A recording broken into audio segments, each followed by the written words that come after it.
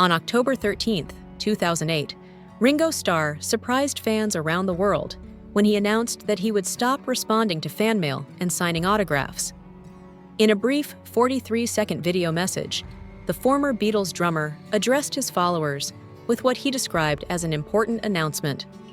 He informed them that after October 20th, he would no longer accept fan mail or autograph requests, warning that any letters postmarked after that date would simply be discarded.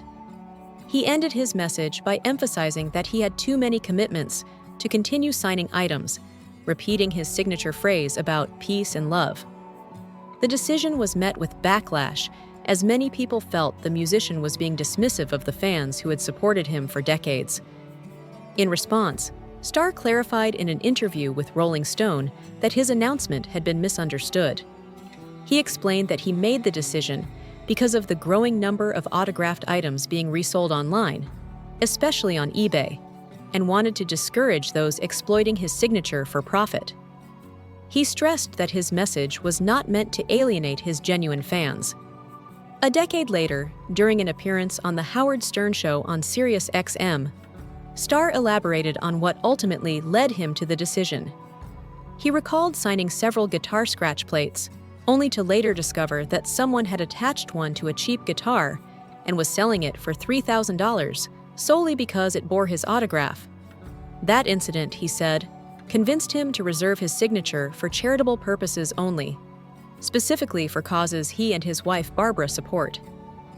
Nearly 20 years later, Starr's fan mail ban remains a topic of nostalgia and humor among Beatles fans. Some joke online about being warned with peace and love, referencing his now iconic phrasing. Others recall the moment as a turning point in how celebrities handled autograph requests.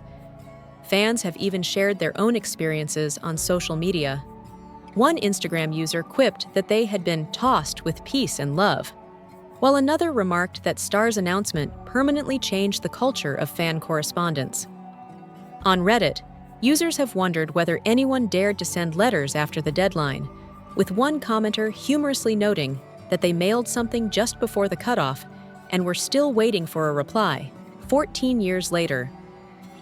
Even Paul McCartney has commented on the incident, expressing admiration for Starr's honesty and boundary setting. Speaking to Howard Stern, McCartney recalled that Ringo had always been the most private member of the group. He remembered how Starr would politely but firmly turn away fans who appeared at his home, telling them that while he was happy to be a Beatle in public, his personal life was off-limits. McCartney said he admired his former bandmate's decision, describing it as a bold act of self-respect delivered, fittingly, with peace and love.